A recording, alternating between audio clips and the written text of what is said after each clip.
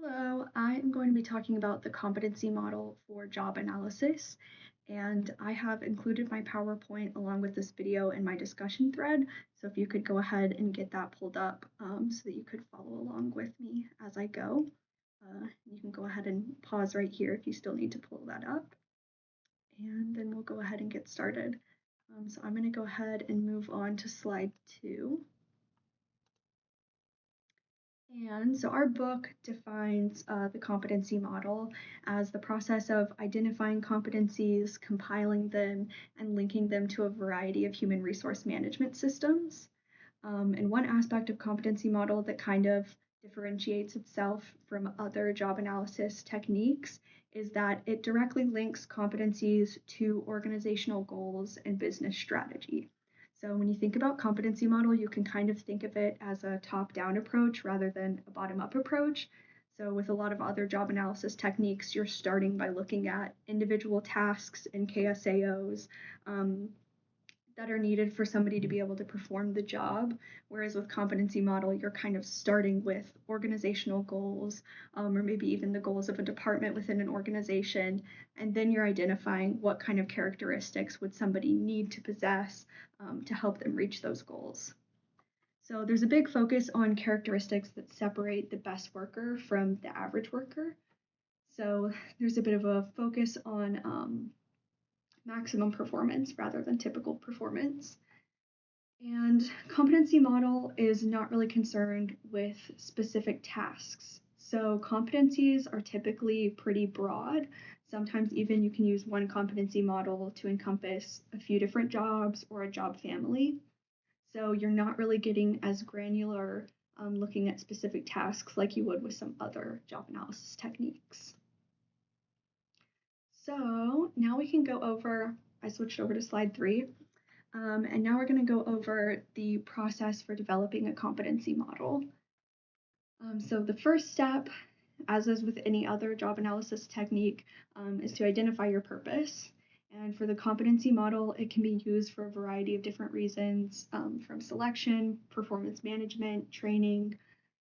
Since it is such a kind of broad overview of a job and how it relates to the organization's mission and goals, it can definitely be kind of dynamic and be used in a lot of different ways. So once you've identified your purpose, you'll start identifying key competencies. And in this step, it'll kind of involve doing things similar to other job analysis techniques. So you might want to review the job description of the job or the jobs that you're looking at, interview subject matter experts,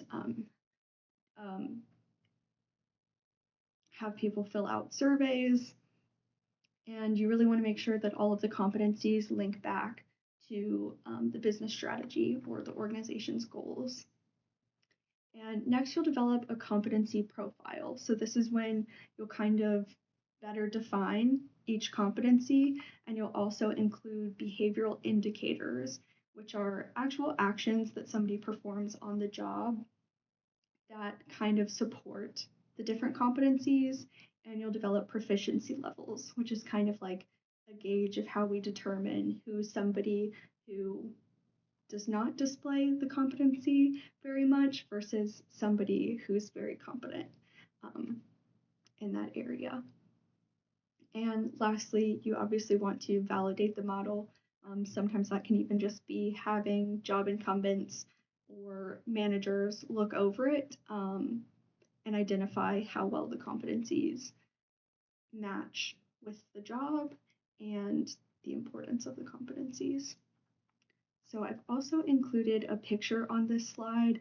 I think it does a good job of giving an overall view of how the competency model goes from taking like organizational goals, mission, values, vision, and strategy, and kind of trickles all the way down to actual measurable performance and metrics. And through this model, you're getting like the direct linkage between the two. Next, on slide 4, we're going to talk about benefits and limitations to the competency model. So one of the biggest benefits is that it is explicitly linked to business goals and strategies. And for that reason, a lot of times executives pay more attention to competency modeling than other forms of job analysis. So that really is a big advantage. And it's definitely something that other job analysis techniques lack as well. But in terms of limitations, there is some conceptual ambiguity. So for a long time, it seemed like there wasn't a lot of agreement over what the definition of competency was or what a competency was. It seems like there's been more agreement in recent years over kind of narrowing the definition down to a solid general concept, but competencies in general still are pretty ambiguous. A lot of times, too, the methodologies can lack rigor. Um, with competencies in general, you're just not, it's not something that's objective as like task statements and things like that. Um, so there can also be issues in measuring competencies, and that can lead to less reliability and validity with competency modeling than other job analysis techniques. But I think kind of the overall takeaway, like we've discussed in class before, a lot of the times when we're actually using these different job analysis techniques, we'll likely be kind of taking bits and pieces from different ones and putting them together to kind of fit our needs. So I think the key takeaway from competency modeling is the importance of linking your job analysis components to business goals and strategies, and that kind of improves the buy-in from executives of understanding the importance of job analysis and how it can impact bottom line business objectives. And lastly, I just have my references, and that is all. Thank you.